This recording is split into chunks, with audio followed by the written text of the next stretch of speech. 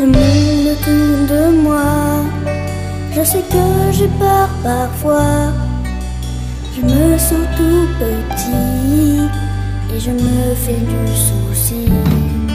Il m'arrive même des fois d'être troublé dans ma foi, douter de ma valeur et de rechercher ailleurs.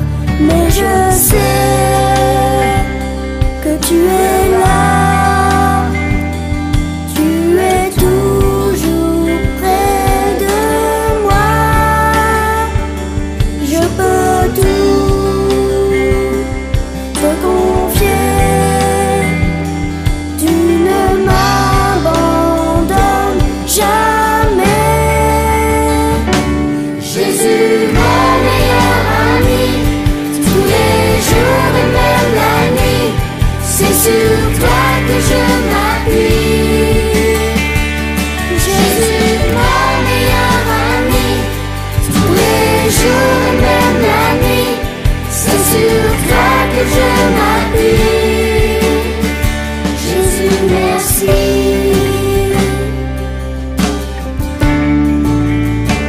Jésus, merci.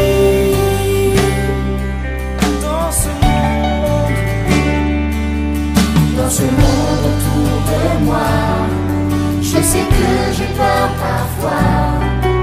Je me sens tout petit et je me fais du souci.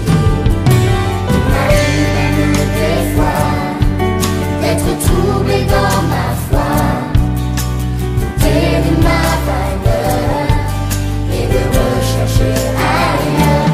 Mais je sais que tu es là, tu es toujours près de moi. Je peux tout te confier, tu ne m'abandonnes jamais. Jésus, mon meilleur ami, tous les jours et même la nuit, c'est sur toi que je m'appuie. Jésus, mon meilleur ami, tous les jours et même la nuit, c'est sur toi que je m'appuie. Jésus, mon meilleur ami, tous les jours et même la nuit, c'est sur toi que je m'appuie. Jésus, mon meilleur ami, tous les jours et même la nuit, c'est sur toi que je m'appuie. Jésus, merci. Jésus, merci. Jésus, merci.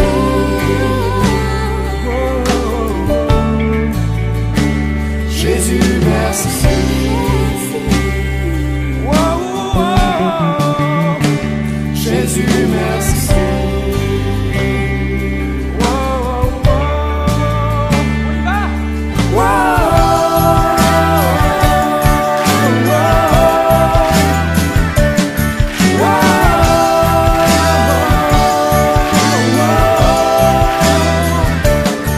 Merci, merci, merci,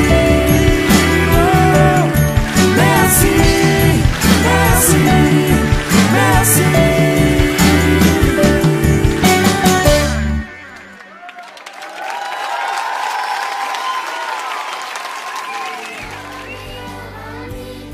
Tous les jours et même la nuit, c'est sur toi que je... Bonjour les enfants. Bonjour Jolie. Bonjour Elfie. Bonjour à vous tous qui nous regardez. L'histoire d'aujourd'hui se trouve dans le Nouveau Testament. J'aime beaucoup le Nouveau Testament parce qu'on y parle de Jésus. Elle concerne en effet Jésus qui a accompli des miracles. Pouvez-vous me citer un miracle? Pêche miraculeuse, la résurrection de Lazare.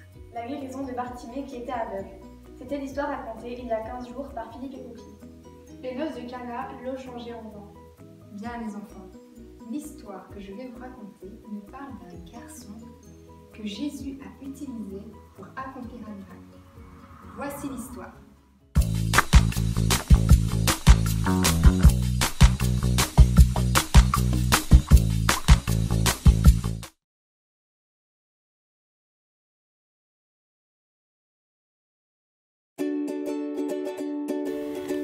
soir, 5000 hommes, sans compter les femmes et les enfants, fatigués et l'estomac vide, étaient assis sur le flanc d'une colline, dans l'attente de leur repas.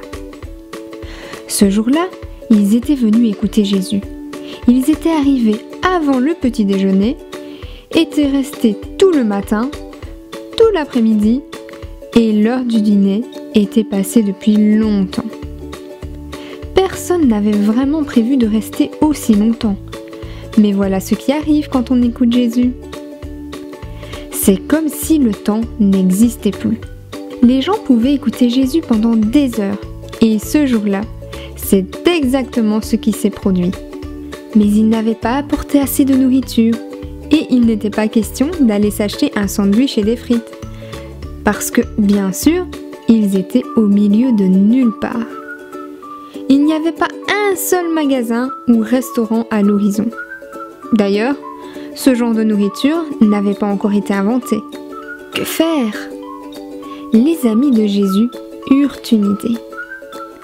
Et si on les renvoyait manger chez eux? J'ai une meilleure idée, dit Jésus. Vous pouvez leur donner à manger. Est-ce que Jésus voulait qu'ils fassent le trajet jusqu'en ville afin d'acheter de la nourriture pour tout le monde? Les amis de Jésus paniquèrent. Mais on n'a pas assez d'argent. Qu'avez-vous comme nourriture? Demande Jésus. Allez voir. Eh bien, il y avait un petit garçon dans la foule. Il avait apporté le repas que sa mère lui avait préparé ce matin-là. Il regarda ses 5 miches de pain et ses 2 poissons. Ce n'était pas beaucoup. Pas vraiment assez pour plus de 5000 hommes. Mais c'est tout ce qu'il avait. J'en ai un peu, dit-il. Ce n'est vraiment pas assez, dirent les amis de Jésus. Mais ils avaient tort. Jésus savait que la quantité n'avait aucune importance. Avec le peu que le garçon avait, Dieu en ferait assez pour tout le monde, largement assez. Jésus dit « Apporte-moi ce que tu as ». Alors le petit garçon donna son repas à Jésus. Comment donc Jésus va-t-il nourrir tout ce monde avec si peu? Se demandaient les amis de Jésus, car ils pensaient que c'était impossible. Mais Jésus connaissait celui qui avait créé les poissons des océans. Et Jésus connaissait celui qui, au commencement, avait tout créé à partir de rien. Quelle serait la difficulté pour quelqu'un comme lui? Jésus prit le repas du petit garçon, leva les yeux vers le ciel et remercia son Père. Puis Jésus donna le petit repas à ses amis. Alors que ses amis commençaient à distribuer la nourriture, tu sais ce qui se passa? C'était bizarre, plus il coupait de morceaux, plus il y en avait, encore et encore, assez pour plus de 5000 hommes. Tout le monde mangea à sa faim. Chacun put se resservir 1 fois, 2 fois et même 3, jusqu'à avoir le ventre plein. Il y avait même des restes. En fait, Jésus a accompli beaucoup de miracles comme celui-ci, des choses que les gens n'auraient pas cru possibles et qui n'étaient pas naturelles. Mais c'était la chose la plus importante du monde. C'est ce que Dieu avait fait depuis le début, bien sûr. Créer tout à partir de rien, prendre le vide et le remplir, prendre l'obscurité et la transformer en lumière.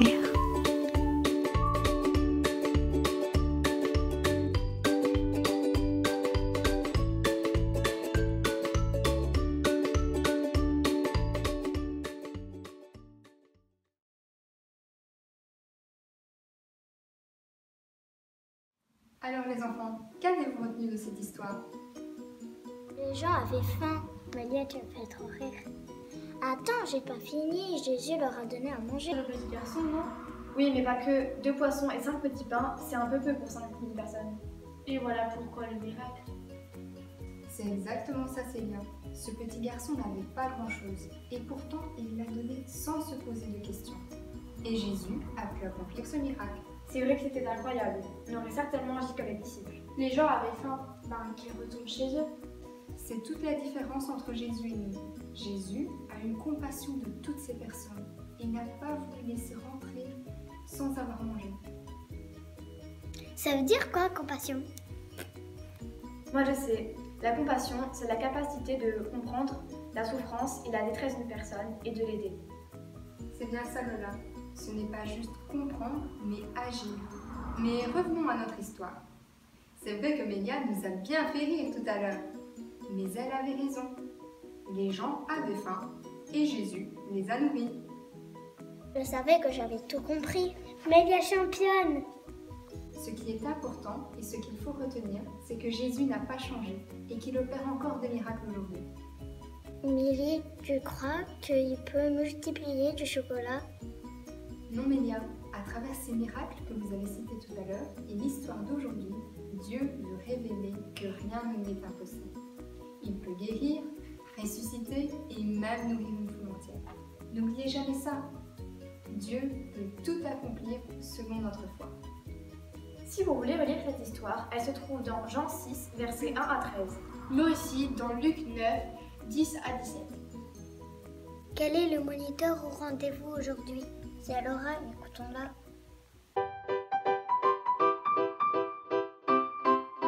Bonjour les enfants, j'espère que vous allez tous bien.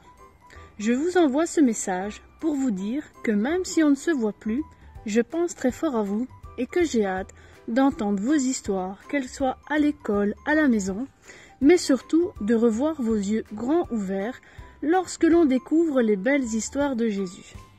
À ce propos, savez-vous que Jésus vous aime, qu'il vous garde et qu'il vous protège? Si vous voulez vous en souvenir, vous pouvez relire le psaume 23. J'ai eu à cœur de vous proposer un petit jeu. Pour les petits, avec l'aide de vos parents, il est possible de prier en remerciant Jésus, de s'occuper de nous et de prier pour une personne qui nous manque. C'est vrai qu'avec le Covid, on ne se voit plus beaucoup.